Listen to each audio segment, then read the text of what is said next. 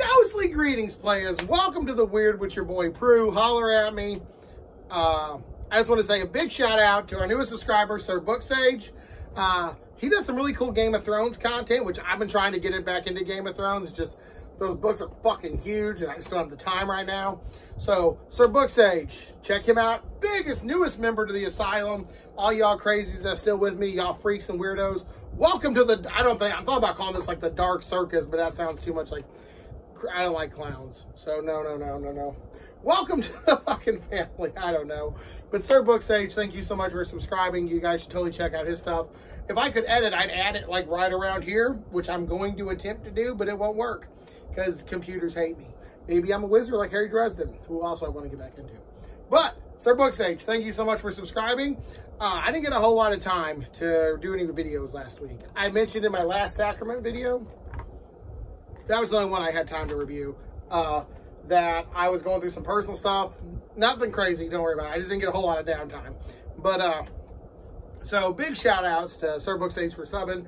And I'm sorry I didn't get to make a whole lot of videos last week. So I'm kind of doing like a weekly wrap-up thing of what 3 books, 2 books I read, 1 book I listened to this week, kind of, weekish, for basically the middle of summer. August. I don't even know what month it is. Work's so crazy right now. But I want to talk about weekly wrap-up video. All right, let's talk about, first of all, Sacrament, the 3rd book and the final in the Father and Lies trilogy. It was fucking amazing. I loved it so much. Thank you so much, Steve Shred, for including me along this dark craft with the black heavens opening up. And I'm not even joking. Everyone's like, oh, dude, you're just saying that because the dude sent you the books. No, I'm saying I've had other people send me books I didn't like. And I just said it wasn't for me. Not like rude. Thank you for sending me books. But if I don't like it, I just tell you I don't like it. But if I do like it, and it's about a creepy cult and some kinky sex scenes and fucking demons everywhere, I'm probably going to like it. And that was 100 pages of fun. I'm going to do a review for that one. 5 out of 5 stars. Next up, I did Laurel K. Hamilton's Guilty Pleasures. I was told this is Chick Dresden. I told it was like Buffy. It was like Buffy. It was more or less what I was told. It's like Buffy with magic. So I was like, you know what? I like Buffy. I didn't mind this. This was a little romantic-y for my taste. This one was. Basically, Anita Blake, Laurel K. Hamilton writes Anita Blake, the Vampire Hunter series, in St. Louis. I live actually near St. Louis. A lot of my bitching about the plague comes from St. Louis County because I have to technically be in St. Louis County sometimes, even though I'm far out into the boondocks where I get none of the benefits but all the consequences. And that's a lot of my problems. But St. Louis County, and she's from St. Louis County, and the story takes place in St. Louis. I'm like, oh, it's a win-win. Dresden, St. Louis, but it's a little too romantic-y. She's a necromancer. She can, like, bring people back from the dead. The less time you've been dead, the lesser the... So if you've been dead like a week, it's like a chicken. If you've been dead like 1,000 years, you know, open up the heavens and kill a bunch of people, maybe come back. I don't know. I don't know where this is going. This book wasn't bad. You meet a 1,000-year-old vampire. The werewolves are downtown. It was a lot of fun. I really liked it. It was a lot of romancy, sexy stuff. But Dresden has that too. Dresden has that too. That's just leaned more to this one. Not so much, but I hear the series does. I'm going to give this a 4 out of 5. I really liked it. If I wasn't in the middle of urban fantasy Dresden, I know I've said that like 5 times, but if I wasn't in the middle, I'm going to pick this up after I finish Dresden. I'm like 10 books, no, 7 or 8 books into Dresden, so I don't want to start another urban fantasy series in the same tri-state area, definitely.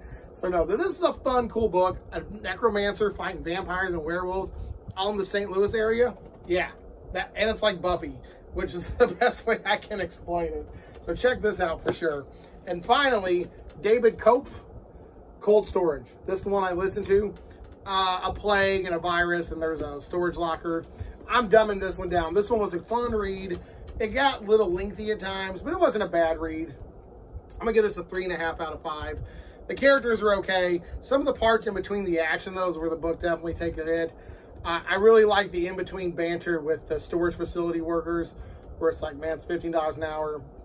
I work at nights. Don't fuck with me. I don't care. And I thought it was fun.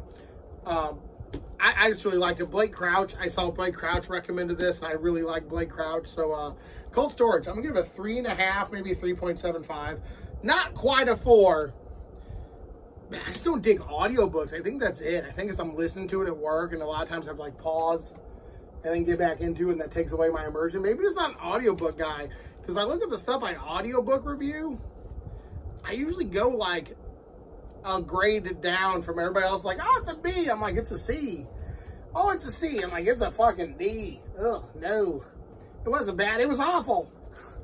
Maybe it's not an audiobook guy, but that's just me, though. That's just me. My work environment, I just can't listen to an audiobook, you know, and get deeply into it. A lot of my rereads are on audiobook, and I think that's why I get into it.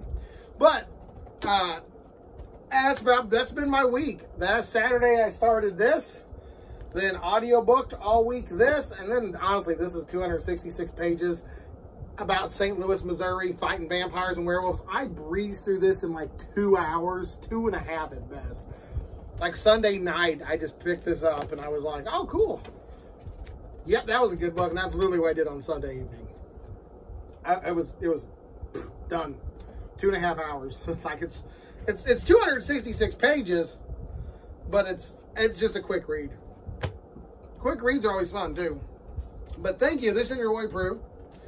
I will give this one my read it, but I don't have room for another series right now. Sorry, Anita.